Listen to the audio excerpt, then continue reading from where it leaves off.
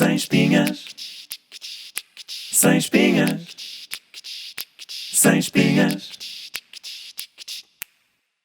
Sem espinhas. Hoje, para me ajudar a tirar as espinhas à ciência, tenho comigo Filipe Castro. Olá, Filipe. Olá. Como estás? Tudo bem? Olha, vou-te pedir que comeces por nos contar um bocadinho sobre ti, da tua área de investigação e qual é que é o teu prato preferido? Se calhar começo por aí. Olá, meu nome é Filipe Castro. O meu prato favorito, entre vários pratos, mas como bom português, eu gosto muito de bacalhau, mas gosto de bacalhau grelhado. É o meu prato favorito. Falando sobre as coisas que eu faço profissionalmente, se calhar a ideia até nem é chamar-lhe profissão, porque eu gosto tanto do que faço que não encaro como uma profissão. E genericamente eu estou interessado, ou as pessoas que trabalham comigo estamos interessados em perceber a origem dos fenótipos. Porque é que os organismos têm determinado tipo de aparências, porque é que eles se alimentam de algumas coisas e não de outras, porque é que eles ocupam determinados espaços ecológicos e não outros, e estamos interessados em perceber isso, sobretudo sob o ponto de vista evolutivo, perceber como é que isso aconteceu, e nós só podemos perceber isso hoje em dia, ou uma das formas para percebermos isso é estudando o genoma das espécies. Nós vivemos, eu não me canso de dizer isto, um momento histórico para as pessoas que estudam biologia, porque temos ferramentas que são incomparavelmente superiores àquilo que alguma vez tivemos na história da ciência e particularmente da biologia. Como diz um biólogo português, a biologia será provavelmente a biologia do século XXI, no sentido em que estamos a fazer muitas coisas e conseguimos fazê-las muito depressa, conseguimos compreender processos complexos muito depressa. Uma das ferramentas que temos para fazer isso é estudando o genoma das espécies e, portanto, eu e as pessoas que trabalham comigo também fazemos isso com esse objetivo, que é o perceber porque é que, falaremos disso daqui a bocadinho, perceber porque é que os cetáceos, as baleias e os golfinhos têm determinado tipo de características, e nós sabemos isso estudando o genoma. Olha, normalmente nós vemos a evolução como algo crescente, no sentido de só evoluímos se nos tornarmos seres mais complexos, com mais coisas a acontecer dentro de nós.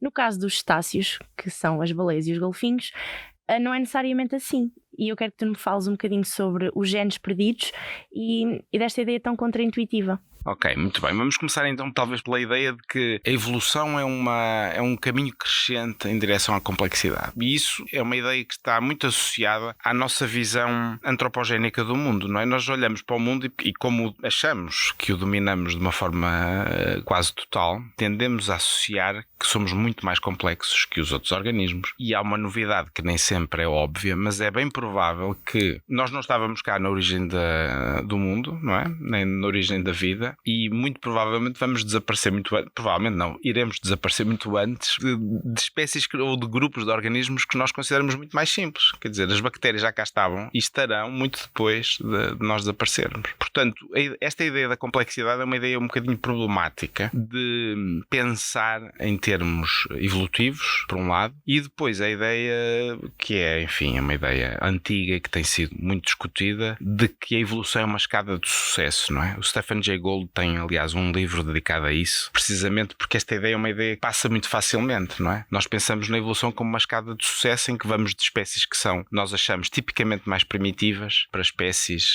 mais evoluídas. Mesmo dentro da ciência, muitos cientistas, muitas vezes usam expressões como vertebrados primitivos, no sentido, enfim, de os diminuir ou de serem menos evoluídos. E isso é uma ideia que não existe, não encontra racional. Outra ideia um bocadinho mais interessante de discutir é nós pensarmos em grupos de organismos e pensarmos no modo como eles apareceram, como eles apresentam certas características, e neste caso em particular os cetáceos, portanto as baleias e os golfinhos, e pensarmos no modo como eles ocuparam um espaço ecológico que é radicalmente diferente daquele que o ancestral, que lhes deu origem, do qual eles evoluíram, ocupava. Portanto, também não é, enfim, novidade nenhuma para a maioria das pessoas. Os mamíferos tipicamente são terrestres, portanto evoluíram a partir de um ancestral terrestre. A maioria das linhagens dos grupos de mamíferos, não é? Os carnívoros, os morcegos, os primatas, estamos a falar sempre de grupos que são, na sua grande maioria, terrestres ou exclusivamente terrestres em muitos destes casos. Mas dentro desta diversidade, dentro deste grupo muito abrangente de mamíferos, nós temos, por outro lado, quando olhamos com um bocadinho mais de atenção, vemos que para muitos dos aspectos daquilo que se chama o ciclo de vida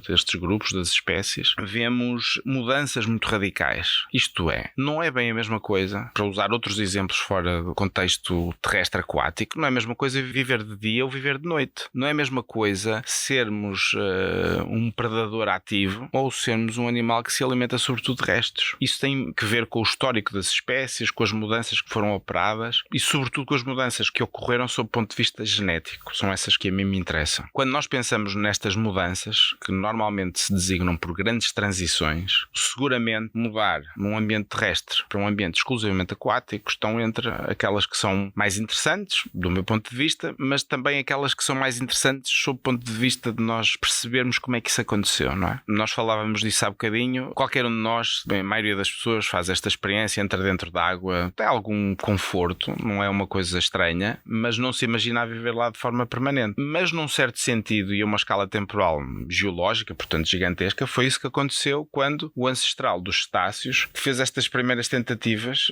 de começar a ocupar um espaço aquático e depois mais tarde diversificar-se e dar origem a um grupo que é exclusivamente aquático. Tenho uma questão, pode ser um bocado parva, mas imagina, nessa transição inicial de meio terrestre para meio aquático, os golfinhos morriam mais? Não, nós não podemos, quer dizer, podemos pensar assim, podemos pensar que a forma mais intuitiva de compreender esse processo é imaginarmos que a linhagem mais próxima existente, ainda viva, dos golfinhos e das baleias são os hipopótamos. E os hipopótamos têm uma vida um bocadinho híbrida, não é? Portanto, eles precisam de um ambiente aquático, até por razões que têm a ver com a pele e com a regulação da temperatura corporal, mas conseguem e vivem fora d'água. Portanto, o que nós temos que perceber ou devemos tentar compreender à medida que vamos estudando, por exemplo, fósseis destes organismos que existem em boas quantidades, é perceber que há um espaço ecológico que um determinado grupo de animais que têm características novas e diferentes começam a explorar e, portanto, é da luta tão simples como aquela que foi exposta pelo Charles Darwin que nós compreendemos como é que isto se terá dado. Há mutações, há variações que se tornam vantajosas num determinado contexto. Perceber esse contexto hoje em dia é muito difícil porque nós estamos a falar de um acontecimento com, enfim, pouco mais de 50 milhões de anos e perceber qual era o contexto ecológico, o que é que fez com que um organismo que era terrestre, mas que de repente apresenta uma variação que lhe permite viver confortavelmente em um ambiente mais aquático, numa lagoa, era porque havia mais disponibilidade de alimento, era para evitar predadores e portanto tinha vantagem, reproduzia-se mais, passava essas características à descendência. Na descendência aparecia uma variação que era ainda mais vantajosa para viver mais tempo dentro da água, até o momento em que é o processo contrário que é impossível, ou seja, qualquer uma destas espécies, se estiver fora d'água, não... Isto porque os genes perdidos não se recuperam. Exato, esse é o... Bem, nós na biologia temos que ter sempre muito cuidado em dizer uma frase como se fosse um dogma, porque há sempre um exemplo que contraria esse dogma. Ou seja, é estatisticamente altamente improvável uma sequência de DNA que dá origem depois a um gene, uma sequência relativamente comprida, não é? Longa, se ela acumular muitas mutações e se tornar, portanto, uma espécie de uma casa destruída, só com meia parede, a porta desaparece, já não há telhado. É difícil imaginar como é que reconstruímos aquilo. É estatisticamente muito difícil imaginar isso. Mas existem alguns exemplos de como é que isso pode acontecer, mas são muito poucos. São exemplos, enfim, simbólicos, porque realmente estatisticamente isso é muito complicado. Os genes perdidos, no caso dos cetáceos, são uma impressão digital, são uma marca muito clara do processo adaptativo que deu origem a este grupo de espécies que colonizam um ambiente que é muito diferente e que os tornam, sob esse ponto de vista, exemplos muito claros de como nós podemos compreender aquela frase original que eu tinha colocado há bocadinho, que é o modo como os fenótipos aparecem, qual é a base molecular, a base genética, o que é que determina que uma espécie tenha uma característica ou outra. No caso dos cetáceos, muitas das características que nós conseguimos descrever, que são muito estranhas na aparência, não é? São muito estranhas no sentido em que nós não... Quer dizer, nós esperaríamos essas características, mas tornam-se difíceis de explicar, não é? Os cetáceos não têm membros posteriores, são vestigiais, em termos de esqueleto, não é? Portanto, não têm pernas. Para encontrarmos as pernas dos cetáceos temos que andar à procura de uns ossinhos pequeninos que estão por baixo da pele. Tem aquela forma do corpo completamente preparada para nadar, não é? Um corpo que é fusiforme, é uma alteração muito drástica da forma corporal. O nariz migra para dar origem depois ao espiráculo, nas fossas nasais, para poderem respirar, não é? Porque não aconteceu nada dramático, eles continuam a ter que respirar oxigênio atmosférico, mas depois mudaram muitas coisas, mudaram o modo como eles se alimentam, não é? Não estão propriamente a mastigar os alimentos, não é? praticamente é quase só matar e engolir. Não há um processo sequer de apreciar normalmente o alimento. Os golfinhos têm papilas gustativas? Há uma série de sabores que desapareceram, porque a capacidade de perceber esses sabores, e o processo mais uma vez é o mesmo, ou seja, os sabores que nós temos, a forma como nós detectamos os sabores é determinada pela presença de certos genes, e isso deixa de fazer sentido em certos contextos, e os cetáceos são um exemplo, mas existem outros que aliás são paralelos. Por exemplo, os pinguins sofrem do mesmo mal, aqui mal entre aspas, não é? Porque os pinguins, quando se alimentam, também não estão para grandes apreciações de sabor. Portanto, tudo que são uma série de percepções de sabor desapareceram, e desapareceram com base na perda de genes associados ao sabor. E isso acontece no modo como se percebe o sabor dos alimentos, como se ouve, como se descansa dentro da água, não é? De forma permanente. E depois algumas coisas muito óbvias, no caso dos cetáceos, tem a ver com a pele. Todas as pessoas que já tiverem tido a oportunidade de ver um golfinho assim mais proximamente, enfim, ou até num filme, num vídeo, veem que é uma pele muito, enfim, muito macia, que tem uma série de características que a distinguem muito de outros quaisquer mamíferos que a gente conheça, não é? Não é assim muito, nem me estou assim a lembrar nenhum grupo, com exceção dos golfinhos e das baleias, em um bocadinho diferente, mas enfim, partilham mais ou menos as mesmas características. Há uma série de coisas que desaparecem. O pelo que é digamos assim, uma impressão digital dos mamíferos, desaparecem completamente. E portanto, perceber qual é a origem dessas alterações que são uma marca d'água dos mamíferos, foi uma coisa que nos últimos, 15 anos, com o aparecimento da sequenciação de genomas em larga escala, permitiu que nós percebêssemos como é que isso aconteceu. E no caso da alteração da pele, esse é um dos casos mais óbvios, uma das alterações radicais de um órgão. Nós tendencialmente não pensamos na pele como um órgão, não é? Pensamos muito, enfim, no coração, no fígado, nos pulmões, no cérebro, mas a pele é um dos órgãos mais importantes de qualquer organismo. Dos mamíferos ainda mais, é uma interface imune, portanto de proteção contra um insulto externo, regula a nossa temperatura corporal, é muito importante no fenómeno da reprodução, tem imensas características, portanto é muito, muito regular. E perceber como é que a pele mudou foi uma das coisas que nós temos tentado andar a fazer, e uma das conclusões mais salientes, enfim, do nosso trabalho aqui e de outras pessoas, um trabalho exclusivo nosso, é de que, de facto, o modo como se fez este órgão foi perder genes. É a forma mais simples de explicar aquilo que aconteceu.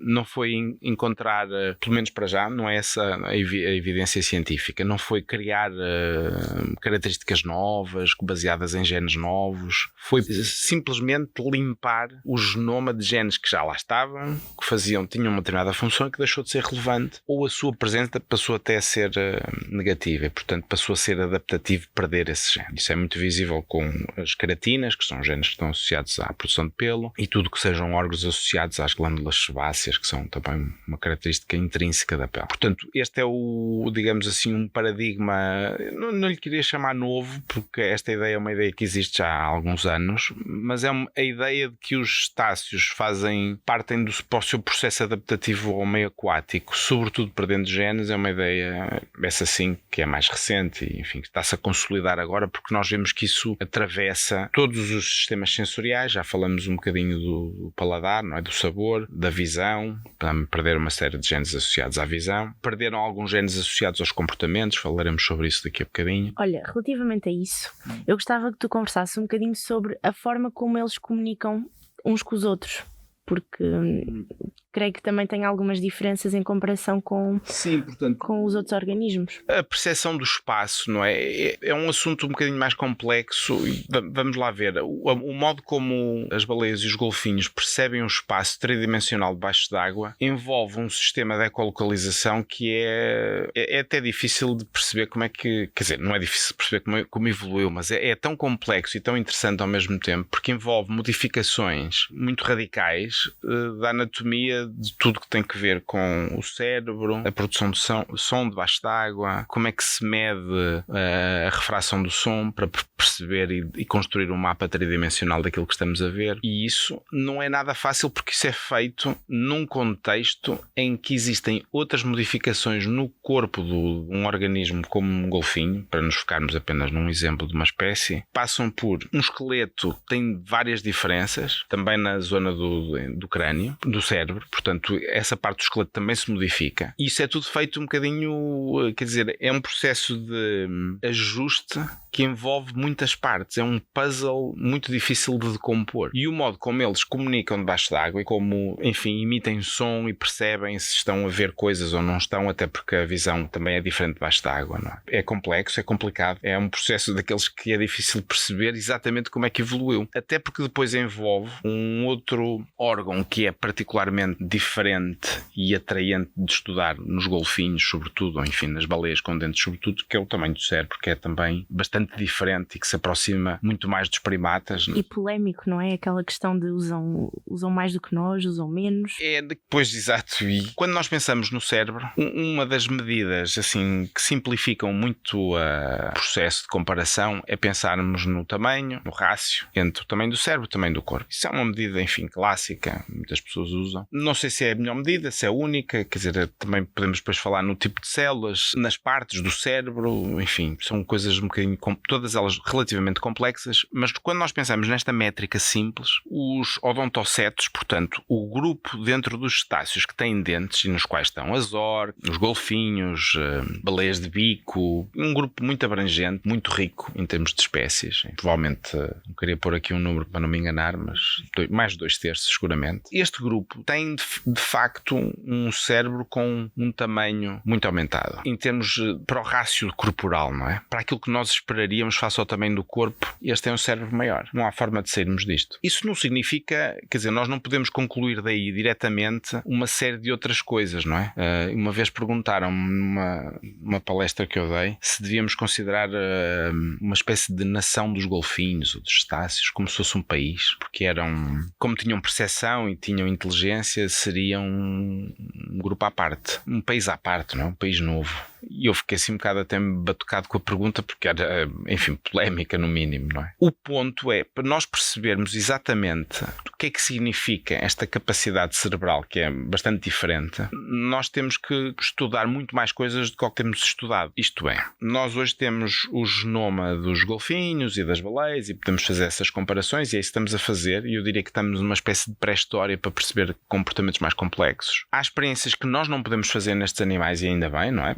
Genericamente há coisas que são impossíveis de fazer, acho que isso é óbvio para todos, mas podemos, mesmo com as ferramentas que temos, compreender melhor o que é que significa este cérebro, o que é que ele significa no modo como funciona, na sua fisiologia. Há trabalhos muito interessantes, já muito antigos, em que algumas experiências foram permitidas, enfim, alguns estudos de anatomia comparada que nos permitem ver que existem. O cérebro é maior, mas é diferente, nos rácios, por exemplo, na tipologia de neurónios. Perceber exatamente o que é que isso significa é o passo seguinte, é integrar ferramentas. O modo como nós estudamos a anatomia ou a fisiologia de um órgão implica a genética, perceber os genes e perceber o que é que eles fazem. E para isso vamos precisar de usar algumas ferramentas, vamos ter que estudar melhor, estudar mais, para sairmos um bocadinho desta ideia, não lhe quero chamar muito simples, mas é uma ideia muito simples, de que pronto, ok, tem um cérebro maior e daí a conclusão seria X. Se calhar vamos ter que fazer um bocadinho mais, não é? Vamos mesmo ter que fazer mais para perceber o que é que isso significa, para perceber fisiologicamente o que é que isso significa para o organismo, se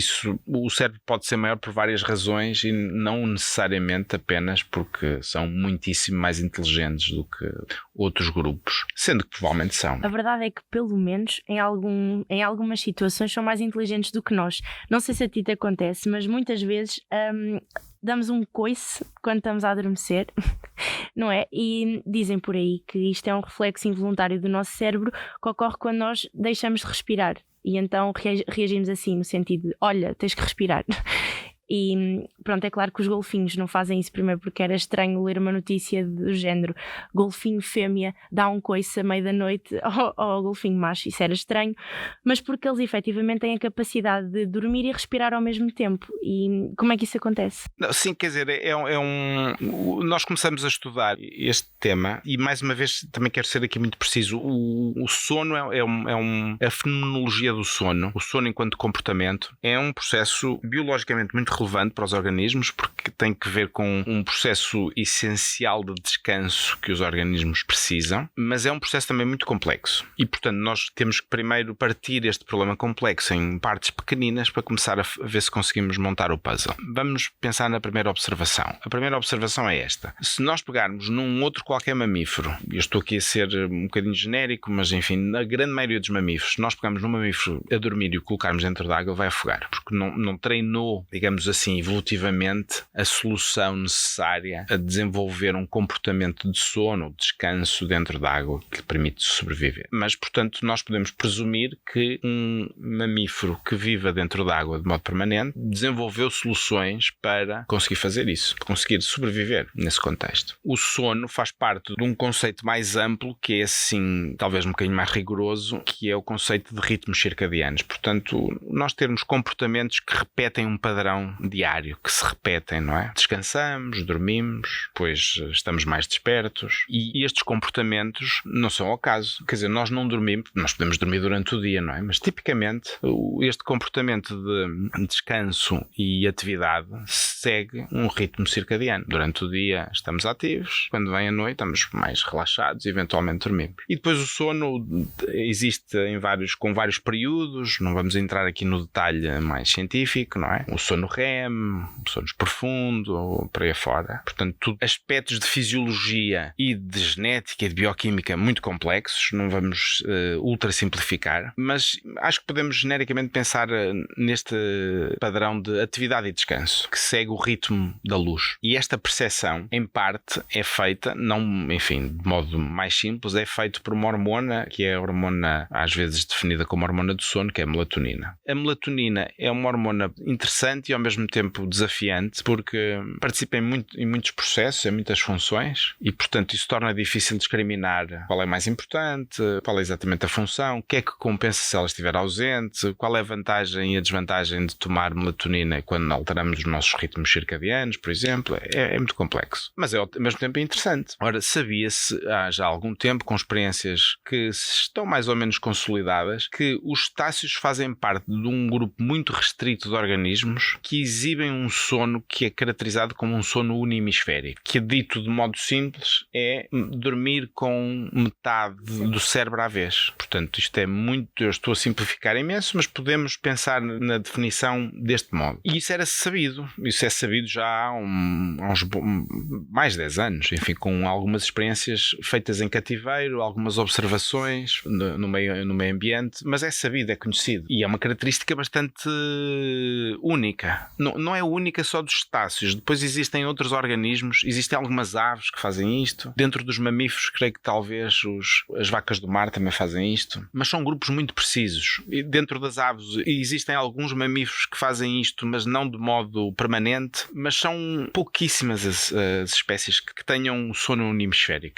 São muito, muito poucas, ou grupos muito poucos. Ora, o que nós notamos quando começamos a fazer análises comparativas dos genomas de várias espécies de cetáceos foi que existia uma correlação muito forte que se juntava a esta observação original. A observação original é: o sono destas espécies é unihemisférico. A segunda observação, uma observação de caráter anatómico, que é: se nós, por horror, abríssemos uma cabeça de um golfinho e fôssemos ao cérebro procurar uma glândula chamada glândula pineal, não a encontraríamos.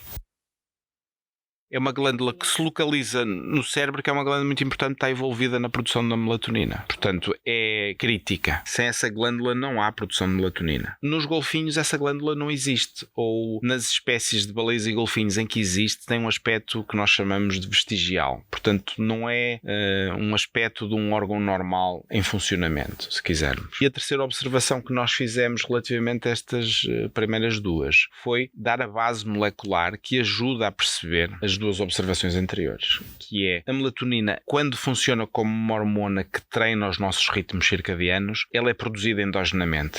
É produzida a partir de uma outra molécula chamada serotonina também, que é muito conhecida, e é produzida porque existem genes que dão origem a proteínas, a enzimas neste caso, que sintetizam melatonina a partir de serotonina. E a melatonina depois, tal como um sinalizador, vai chegar às células do nosso corpo onde estão receptores que especificamente reconhecem aquela hormona e portanto controlam depois um conjunto de respostas fisiológicas e bioquímicas nas células do nosso corpo que participam, lato sensu, do processo mais vasto que é descansar e estar ativo, este ritmo que se repete de forma, enfim, repetitiva. As insónias têm alguma coisa a ver com a melatonina? Existem algumas evidências, mas diria que depende muito dos casos, porque as insónias são também um fenómeno complexo do ponto de vista, enfim, Os estácios sofrem de insónias? Podem sofrer? Eu acho que não, porque eles têm mais com que... O processo de estar dentro da água, eu imagino que seja tão desafiante que... Não tem tempo para ter insónias. Mas há uma coisa que é relevante, por acaso, e nós temos agora andado a pensar um bocadinho sobre isso. Portanto, os estácios não têm a capacidade, só para terminar, não têm a capacidade de produzir nem melatonina, nem de sinalizar melatonina, porque os genes que fazem isto desapareceram. E há uma correlação absoluta entre, no caso dos mamíferos, entre ter esta parafernália genética e a tipologia de sono. Okay? Nós vimos isso depois mais tarde com um outro grupo que é uma pequena exceção, que são as preguiças, que também têm outras diferenças que também mexem com a melatonina, mas genericamente podemos dizer isto. Agora, outra coisa mais interessante, e essa assim relativamente difícil de estudar, é perceber como é que eles eventualmente farão a manutenção do equilíbrio das células cerebrais numa tipologia de sono, numa fenomenologia de sono que é muito diferente. Isto é, as nossas células produzem, para simplificar, lixo, e nós temos que limpar. O descanso que nós temos participa deste processo, o modo como nós estabelecemos uma limpeza fisiológica e bioquímica das nossas células. E nós não sabemos como é que isso acontece nestas espécies e, portanto, esse é um dos grandes desafios, é enquadrar aquilo que é, por enquanto, uma correlação. Tem um sono diferente, não tem um órgão e nós juntamos uma peça do puzzle que é, sob o ponto de vista molecular, os genes responsáveis pela produção da hormona do sono desapareceram, dito de modo simples. Portanto, não há nenhuma forma mais simples do que enquadrarmos estas três observações. É evidente que seria interessante pensar, então, mas se dessemos melatonina de forma consistente a um golfinho, uma baleia, o que é que acontecia? É evidente que nós não podemos fazer isso, não é? Nem vamos fazer tal coisa. Isso também não significa que eles não tenham melatonina circulante no sangue, porque a melatonina existe nos alimentos, portanto nós quando nos alimentamos estamos a ingerir melatonina porque ela tem efeitos antioxidantes no nosso corpo e por aí fora, portanto tem muitas outras ações e nós precisamos dessa hormona, mas este contexto do controle dos níveis que se repete de dia e de noite, que nós temos, a espécie humana tem a maioria dos carnívoros, todos os mamíferos com que nós nos confrontamos diariamente têm este tipo de padrão de ciclagem de melatonina. No caso dos cetáceos isso não se verifica. Compreender isso, passar para o estadio seguinte, que é perceber, ok, temos estas três observações, sabemos que isto bate mais ou menos certo, mas o que é que mudou a seguir? Não é? Como é que o relógio biológico interno destas espécies funciona? Isso é outra pergunta que vamos tentar responder, mas que não vai ser assim tão fácil. A questão é que nós podíamos estar aqui horas e horas a falar de cetáceos, mas para finalizar, eu quero só, e também já tranquilizar as pessoas, já vão perceber porquê, queria que tu nos explicasses como é que teria sido vivenciar uma pandemia Covid-99, ou seja, em 1999 como é que o ser humano teria reagido ou teria lidado com a situação, tendo em conta a importância também da evolução e o que é que ela nos traz no sentido de contrariar e perceber e saber dar outro tipo de respostas. That's a good one.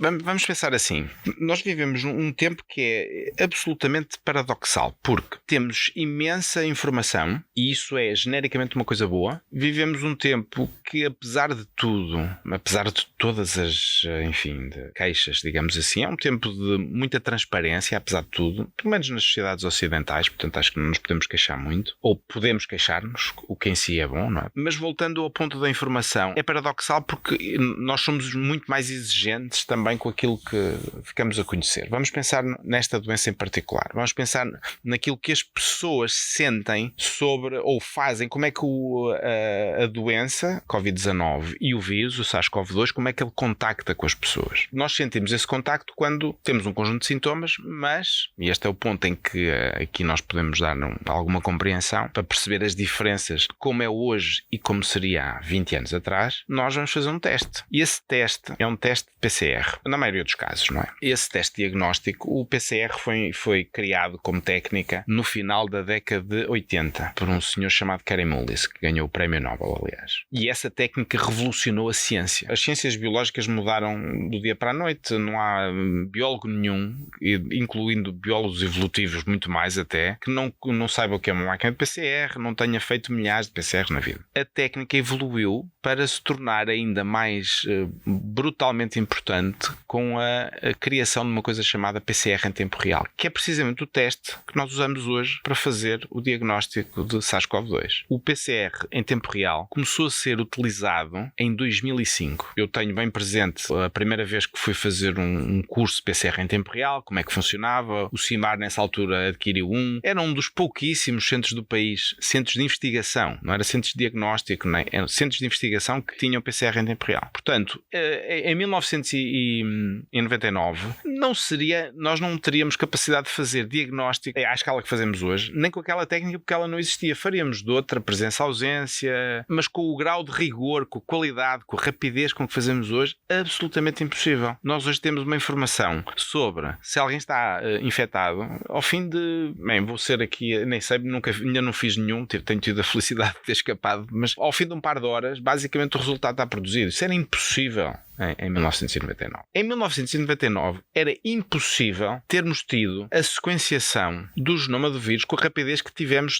A primeira identificação, a construção do genoma deste vírus foi feita muito rapidamente. Nós sequenciamos hoje em dia o genoma completo das variantes de SARS-CoV-2, como é que se diz, em tempo real. Sob o ponto de vista científico, estamos a quilómetros de distância, a centenas, a milhares de quilómetros de distância, de 1999. E em 1999 já se faziam muitas coisas. Já tínhamos começado a sequenciar genomas com muita facilidade ou com mais facilidade, estávamos próximos de terminar o primeiro rascunho do genoma humano, mas eram tarefas que envolviam milhares de pessoas em montes de países. Hoje em dia, uma máquina de diagnóstico, um PCR em tempo real, está presente em qualquer laboratório, enfim, do distrito de Portugal e qualquer sítio do mundo. Não é uma coisa transcendente. Portanto, a qualidade de informação que se traduz em nós sabemos se as pessoas estão ou não infectadas, por exemplo, que depois determinam comportamentos, que permitem tomar medidas que são baseadas no conhecimento, que é uma coisa que eu insisto muito, são medidas tomadas com base no conhecimento, ou seja, nós sabemos o nível de pessoas que estão infectadas por 1 milhão de habitantes ou por 100 mil habitantes, sabemos onde é que elas estão. Tudo isso é a quilómetros de distância de onde nós estávamos. E não estou ainda sequer a falar da revolução das vacinas de RNA mensageiro, que isso então é um admirável mundo novo que eu acho que a maioria das pessoas não tem sequer a percepção, não é? Do impacto que esse tipo de abordagem tecnológica terá para o tratamento de muitas outras doenças, nomeadamente também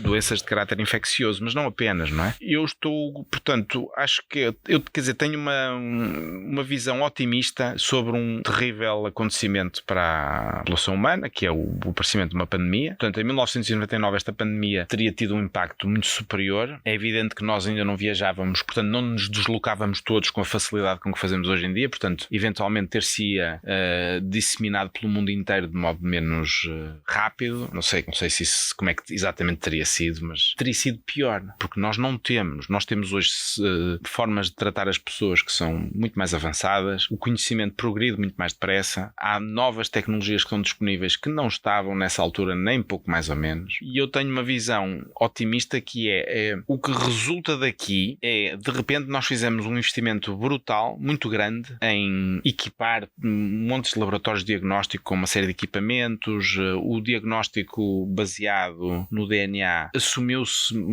tornou-se uma coisa que as pessoas no seu dia-a-dia compreendem, ou pelo menos entendem que funciona, e eu acho que isso vai contaminar outras áreas da nossa vida coletiva, não é? Sequenciar o genoma vai passar a ser, se calhar, uma ferramenta médica, a ser aquilo que se designa agora como genome medicine, e eu acho que a pandemia tem este lado positivo, se é que é possível dizer isto assim, não é? É um dos impactos positivos, não é? Com todos os outros que são negativos. Ok. Resumindo e baralhando, a evolução e estudar a evolução é um fator essencial, certo? Quer dizer, eu acho que nós podemos aprender muitas lições. Por exemplo, o modo como nós olhamos para as doenças humanas parte sempre de análises comparativas, de nós pegarmos em modelos animais que nos ajudam a compreender a base da doença. Não é? Historicamente fez-se isso com o desenvolvimento de espécies modelo, os ratinhos, os zebrafish, e portanto é essencial terem atenção que há o perfil comparativo, que é nem mais nem menos que a evolução. É nós estarmos a comparar espécies entre si, perceber como é que elas evoluíram, como é que elas mudaram ao longo do tempo. Tem sempre, de modo absoluto, lições muito úteis para nós percebermos fenómenos que nos são mais próximos, por exemplo, as doenças. Não é? Eu acho que os cetáceos, por exemplo, aí também são uma ferramenta muito interessante, porque eles têm adaptações tão grandes a ambientes extremos que, em alguns casos, mimetizam doenças humanas. Não é? O caso dos níveis de glucose, a diabetes, são um belíssimo modelo. Isso não significa que eu vou pegar num golfinho e testá-lo no laboratório. Mas estudar os golfinhos ou as baleias ou outros grupos de animais tem sempre este lado que é unexpected de gerar conhecimento quando ele menos se espera e tem um valor intrínseco, não é? As pessoas, voltando à Covid-19, as vacinas com base no RNA mensageiro, elas não apareceram, enfim, no princípio de 2019 ou no final de 2019 ou 2020. Tem uma base de conhecimento que resulta de muitos milhares de pessoas que foram acumulando conhecimento ao longo do tempo e foram testando soluções e procurando tópicos que pareciam pouco relevantes, mas que de repente se revelam fundamentais. E a história da ciência está cheia deste tipo de ensinamentos. Nós às vezes é que achamos que se estudarmos por decreto um determinado tema, vamos encontrar uma solução. E isso é uma parte da verdade. A outra parte resulta muito do acaso e de pessoas que perseguem uma coisa que é o santo grau da investigação, que é a curiosidade. As pessoas que são movidas pela curiosidade são capazes de estudar as coisas mais estranhas e às vezes encontram soluções para problemas que nós não conseguimos antecipar.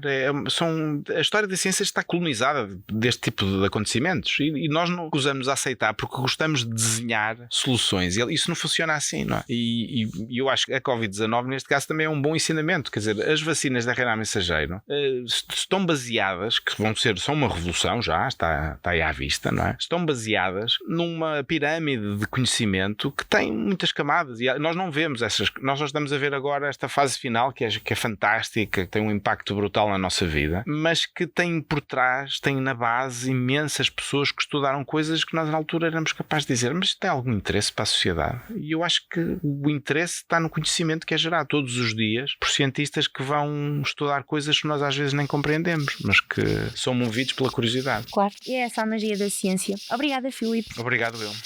Parece que chegámos ao fim, mas não nos esquecemos de deixar conteúdo extra nas notas deste episódio. Afinal de contas, nunca é demais ler sobre estes animais tão queridos que, de uma forma tão fascinante, deixaram a vida terrestre para a vida marinha. Não nos vemos no próximo episódio, mas a boa notícia é que há mais 7 antes deste para ouvir e aprender mais sobre o oceano. Espero bem que continuem a procurar viver uma vida sem espinhas. O Sem Espinhas é um projeto apoiado e referenciado pela década do Oceano e do Desenvolvimento Sustentável das Nações Unidas.